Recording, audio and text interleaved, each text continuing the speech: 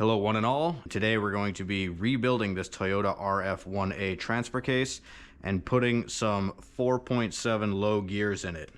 These particular ones are Sumo gears, but it shouldn't matter what kind of gears they are. They all pretty much go together the same way. So before we get started, you may just want to confirm that whatever kit you got actually is the right amount of splines. I get them mixed up. I can see from just all of the Sharpie marks on the one we bought that they have trouble, so just do yourself a favor and check now. So a little bit about this case. Like I said, this is an RF1A transfer case, but you'll probably just hear it called the Toyota transfer case because it's stuck around forever. This was fished out of a 92 junkyard car, and for me, everything looks promising. I mean, the car at the junkyard was in a rollover, and that's a good sign because, well, junk cars very rarely roll over. You know, it's probably running. It had 120,000 miles on it, and when I was taking the oil out of this thing earlier, it was beautiful, like brown, almost brand new. So all of that bodes well for me. So if you're throwing gears in your transfer case, regardless of what kind, you might want to print out one of these manuals. The one I got here is the trail gear one, just because, well, I thought it was the best manual. But print out one of these and follow along. But first things first, we're going to go over a little bit of vocabulary. So it seems to be in all of these manuals, they refer to the little bits of the transfer case by number. So these cases are all numbered. This is 1 at the front of the car, 2, 3, 4, etc.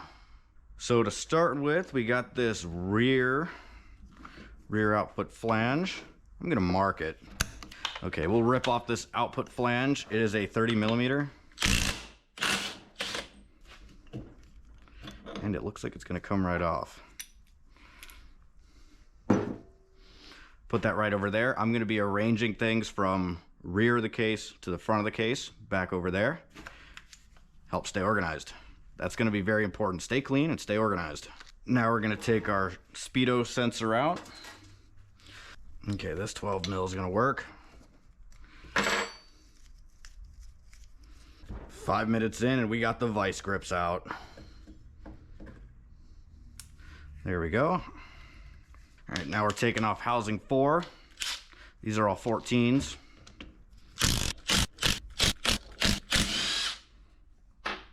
All those housing 4 bolts appear to be the exact same. Just trying to stay clean. Now I don't see a case splitter on this, so mallet time.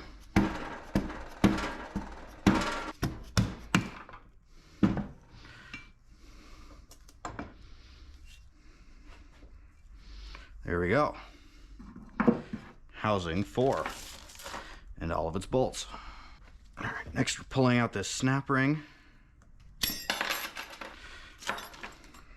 Now it's case 3. Let's rip these bolts out. They're all, again, 14s.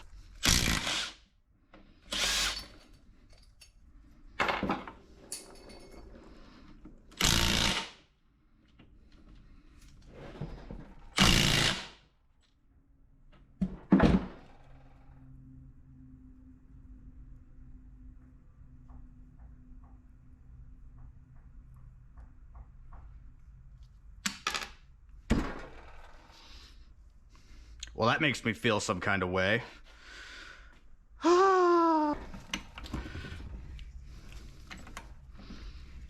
Okay, we'll tone you down. You are going the right way.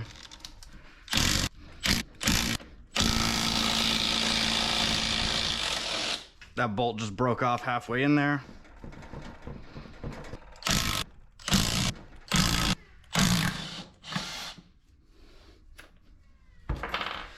I'm gonna mark which had the long bolts. It was you, you, you, and you.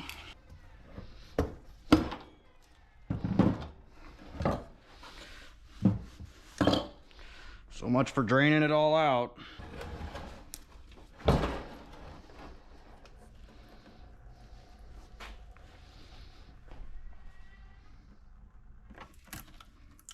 Yep. Telling you what, the duals are speaking to me.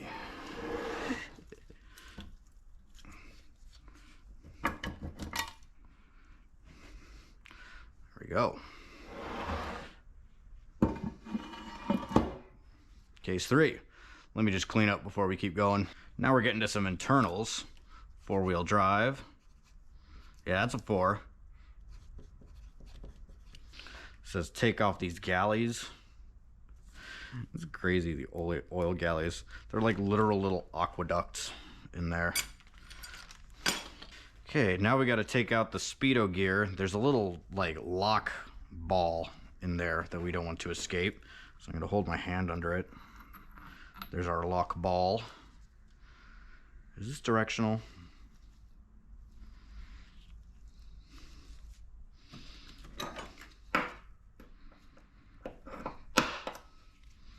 Dimples on the outer side. There's our ball. Remove the oil pump.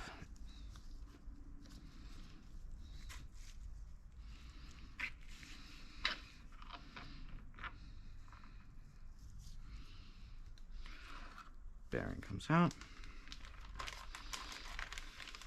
So now we're shifting into 2-wheel drive high, which is it's opposite. So we flip it over here.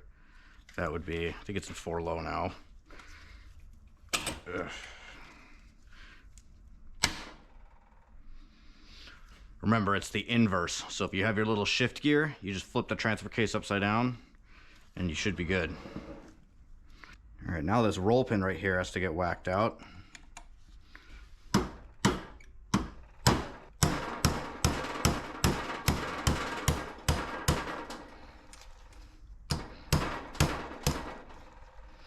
Now we got to take this fork out.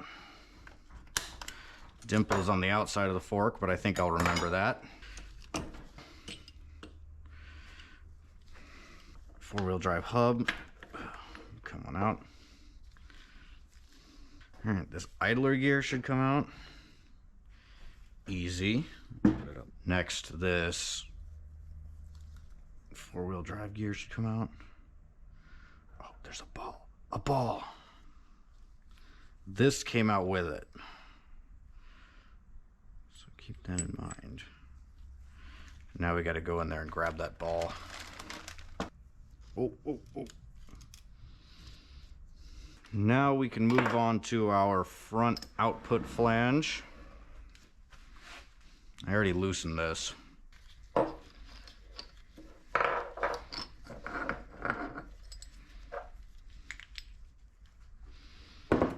Okay, let's get the front output housing off. These are 12s.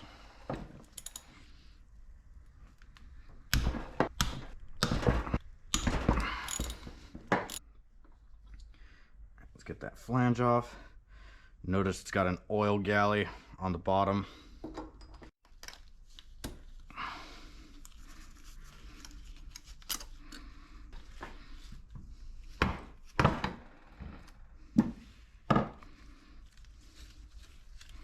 Put that next to the idler. Now we're going to mess around with these shifters in the top. These are 12 mils. Running out of stuff to grab on.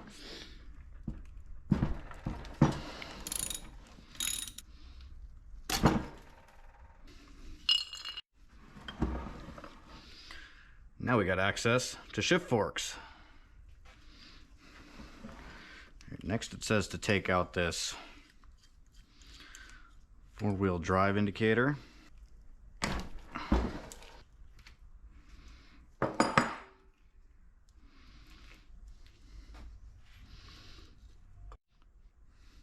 Now we're going to remove the detent plugs for our shifters. These are 6mm Allens. Oh, you just know you want to come. Come on. Don't make me beg.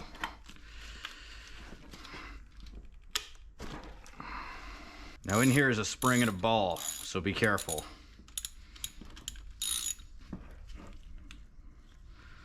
Try to tap it out.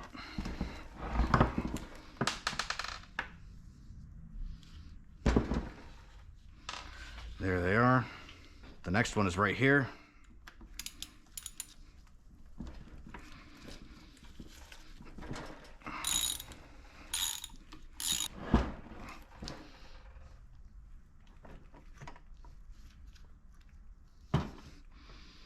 All right, now it's gonna have us try to split these last two cases. It says to undo the bolts and then mess with the snap rings and stuff, but I think I want to do all that while everything is bolted together still. So first of all, let's pull out these snap rings. I can't seem to find my nice snap ring pliers. There we go.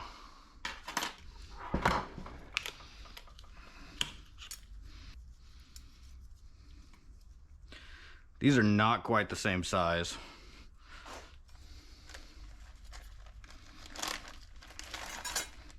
Now we have another roll pin.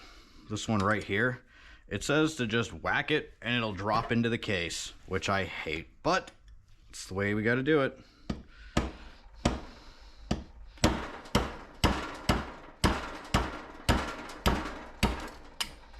I just heard it land somewhere down in there. Okay, now we got two 14s on each side. We got two on this side. I love breaking bolts.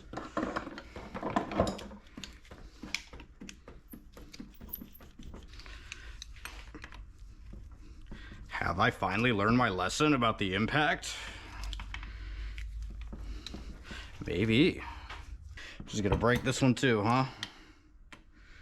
Come on.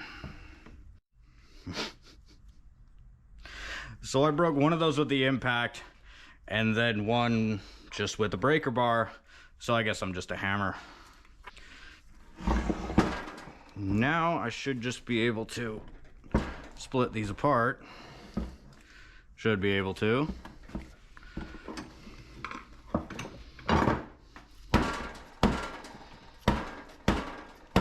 So it's pretty bananas, but this is how stuck the thing was. Between the alignment dowel and the two bolts I snapped, I had to clamp this in, put some of those long bolts in, and tap out the long bolt and try to punch out the broken studs. But now we should be good.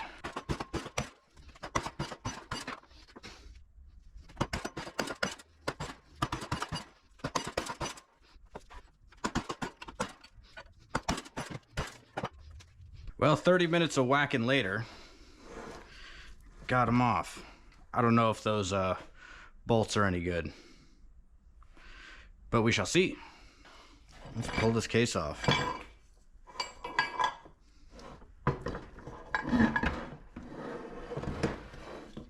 There goes one. Our shift fork. Also, in that nightmare of splitting the case, this came off. So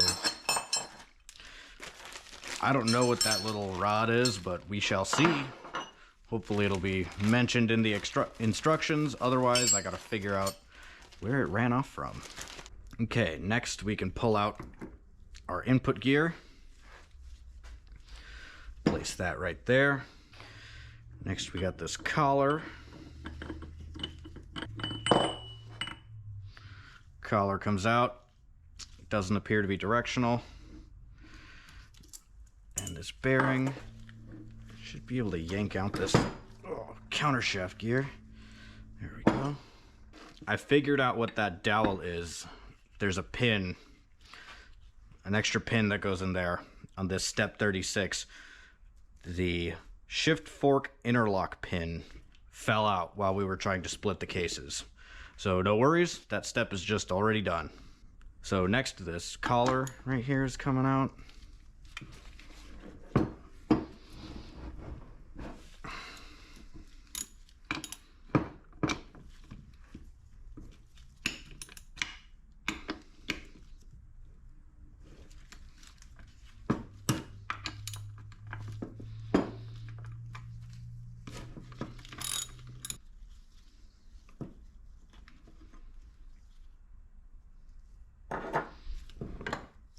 Now we're trying to pull the main shaft out.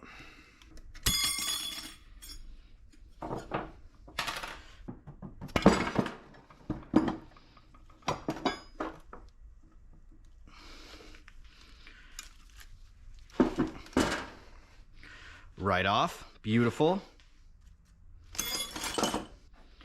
Now we're gonna keep fishing until we can get this gear off. So that means we got another snap ring right here. This one looks kind of mean. I don't know if I'll be able to get it. So I got that lock ring off. I had to go and get some really beefy lock ring pliers. So I should have just saved myself the trouble and gotten those from the start. But you live and you learn. Now we can pull, now we can pull the bearing off. Now I thought you could pull the bearing off. So they took a page out of Nissan's book on that one, just saying, yeah, just pull it off, no big deal.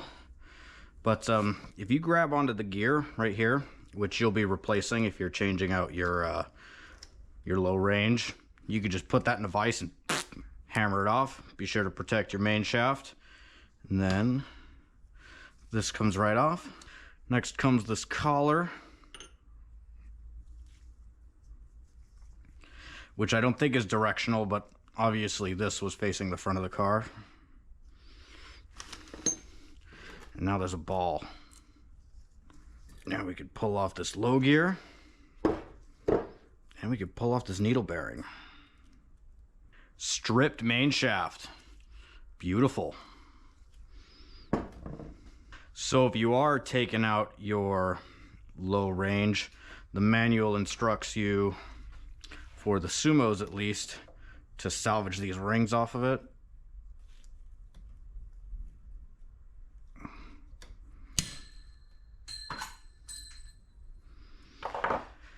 I saw where it went. There you go. That's why I should have cleaned the whole garage instead of just where I was working. Now we can go ahead and take off this one.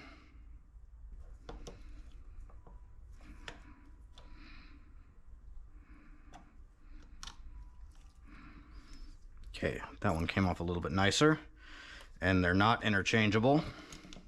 I think you'd find that out pretty quickly.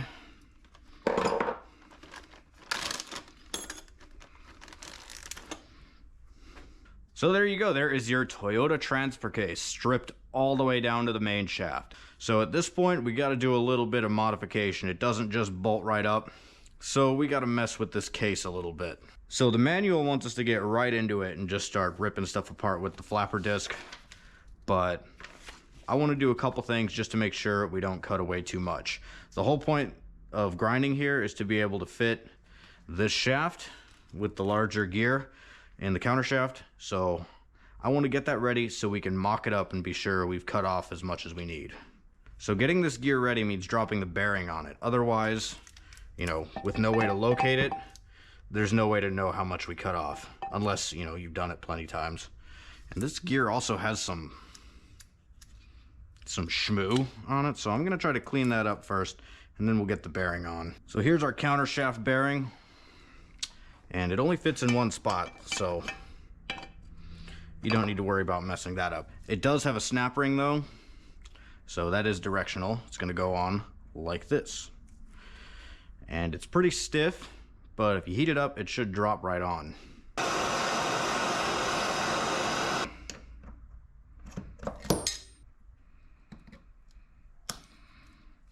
Now that the bearing is in, you can see what we gotta trim.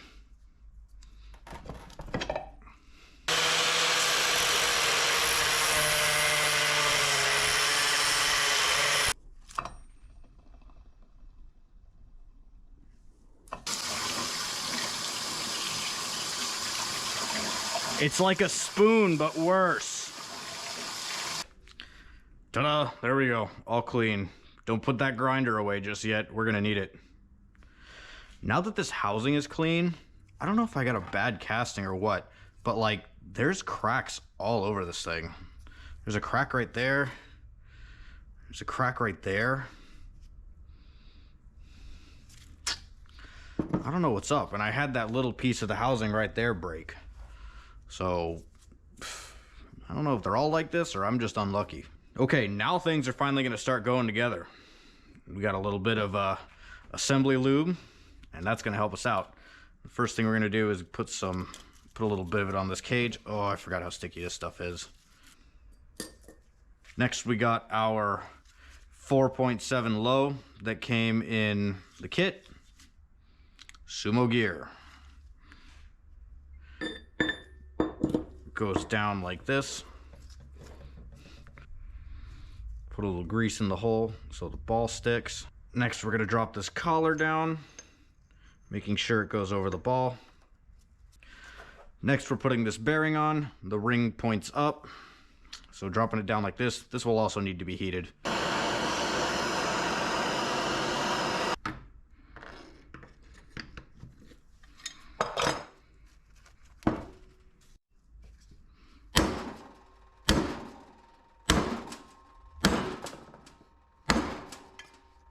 That didn't go on quite as easy as I wanted to. I got it a little bit crooked, so my heating up was kind of all for naught. You shouldn't need to do that though. Snap ring time. Now we're gonna take housing 2, drop it on top of there. It's a little tight, so.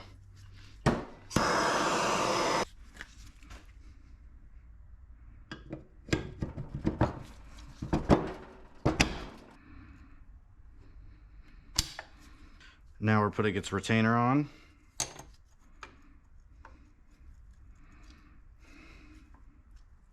And these 4 bolts all getting a little bit of Loctite. All these are going to 10 foot-pounds.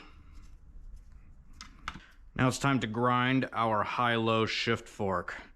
Got to get it to match that, and if this were a top shift, we'd also have to do that one. But it's not, so we just have the fork.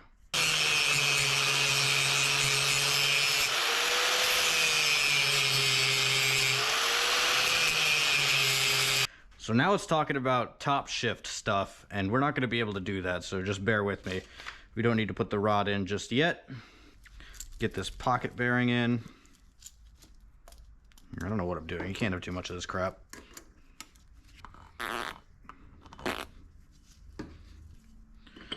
Then our shift sleeve. We'll put some on the fork too, why not? Ah, that happens to still be hot. This goes this way. So even though we don't assemble the rod just yet, putting it in at this stage lets you know if you clearanced your shift fork enough. And we have. Okay, now it's countershaft time.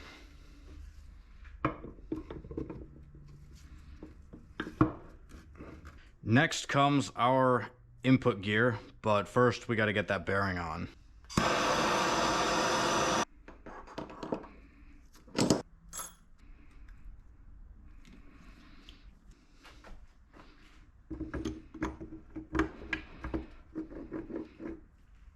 You're definitely going to want to run some of this stuff through all those gears as well so you don't start up dry. I just kept it clean because I wanted a schmancy picture.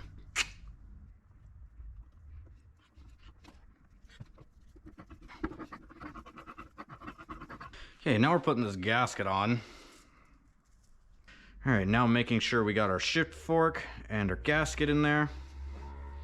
Let's mate these two together. I know that gasket or silicone is one of those like debated topics, but it seems like for these transfer cases, gasket is the way to go. Okay, so I just bolted housing 2 to housing 1. There's 2 bolts on this side, 2 bolts on the other, and it doesn't say for these ones, but later it says that all these case bolts go to 30 foot-pounds. Putting these snap rings on. Gotta pull this out a little bit. It keeps trying to hide on me.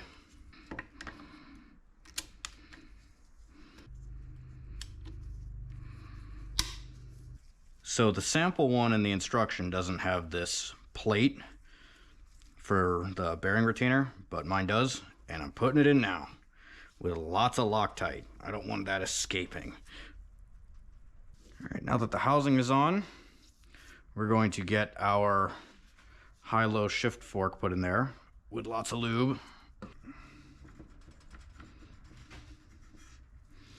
Gotta get that in there. Ooh, it actually looks like it pushed through a little gunk. Let me wipe that. Perfect. Okay, now we gotta get through the fork. Come on, Mr. Fork.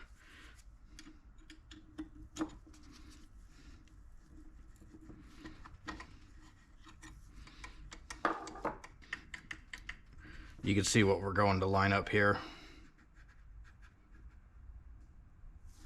Perfect. Now we're going to drop in this roll pin. I should note, now that we ground it away, we can't pound this flush. So I want to get it down so that it scoots under the housing, but doesn't start contacting our gear.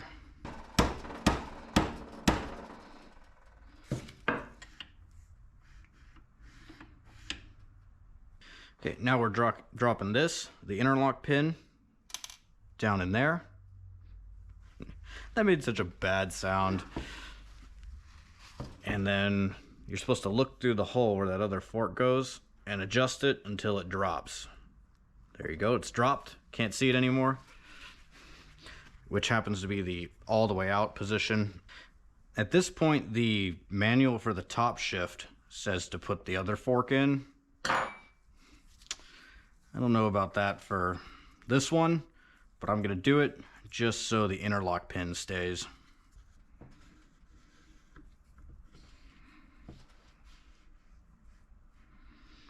Next, we're gonna put the front output in.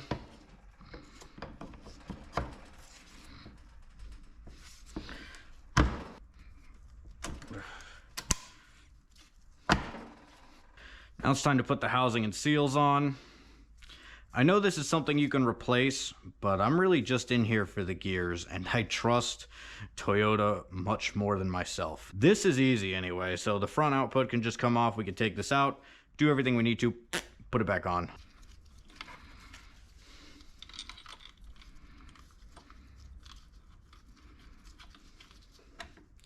It's 10 foot-pounds for these little stinkers. Now we're putting another ball in. So lube up the ball hole. Drop it in. And this collar's going over it.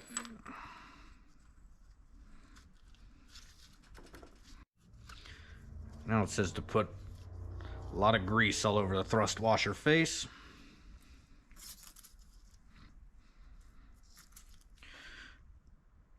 Now we're going to take this four-wheel drive gear, put it on, and if you could believe it, more grease. Collar and fork.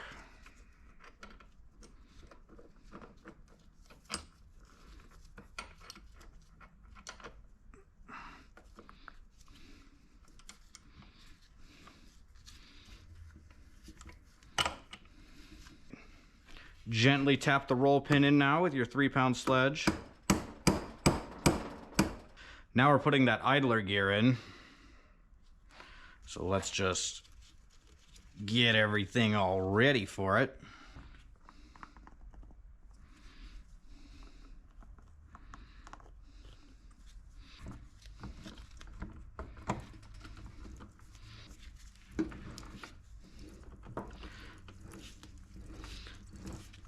I think that's going to keep it lubed plenty. Rear support bearing. All right, now we got our oil pump. Gonna fish this O-ring out of it. Put a new one in.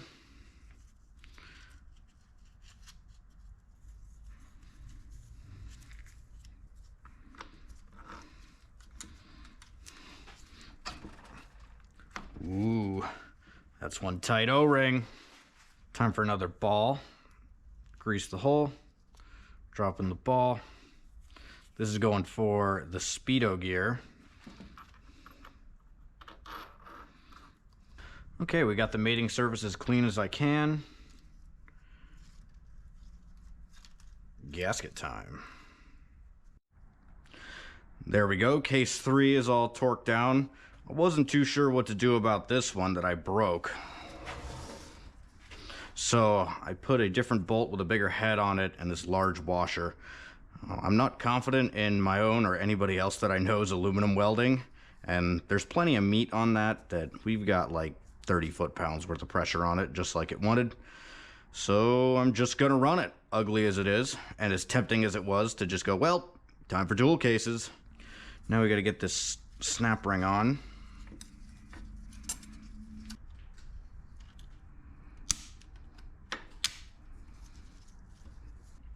let's pull this seal out.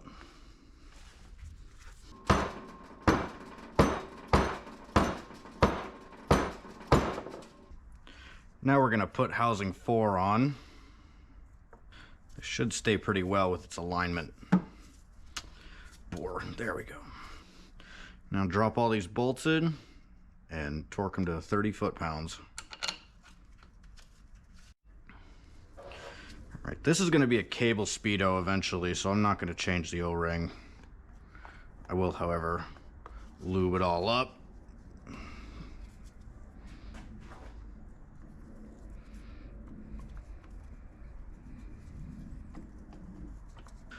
Whoops.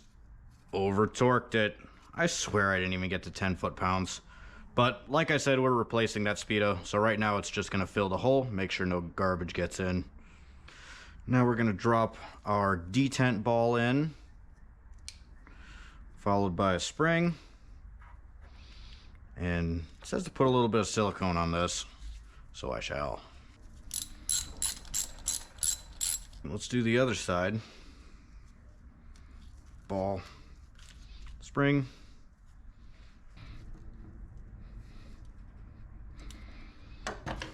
Next we're going to put the 4-wheel drive indicator in. I've got the wires snipped because this isn't going into a Toyota anymore and it doesn't have anywhere to hook up. I did notice that this crush sleeve doesn't have a replacement in the kit, so we're just going to reuse it, and I got a little bit of silicone in there to make up the difference. In you go. Okay, we're in the home stretch. We'll do the front output flange. Start by getting a little bit of lube on the outside. And it says to use gray silicone on the inside, which I miraculously have some. Put a bit of that on the inside. Or the outside.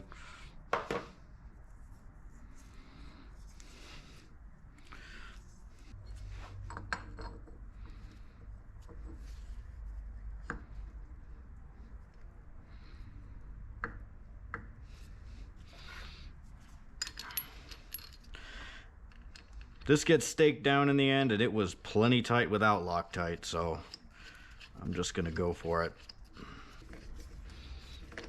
The Loctite says hand tight, let cure for an hour, then torque, and our torque is 90 foot-pounds, so we'll just get it hand tight for now.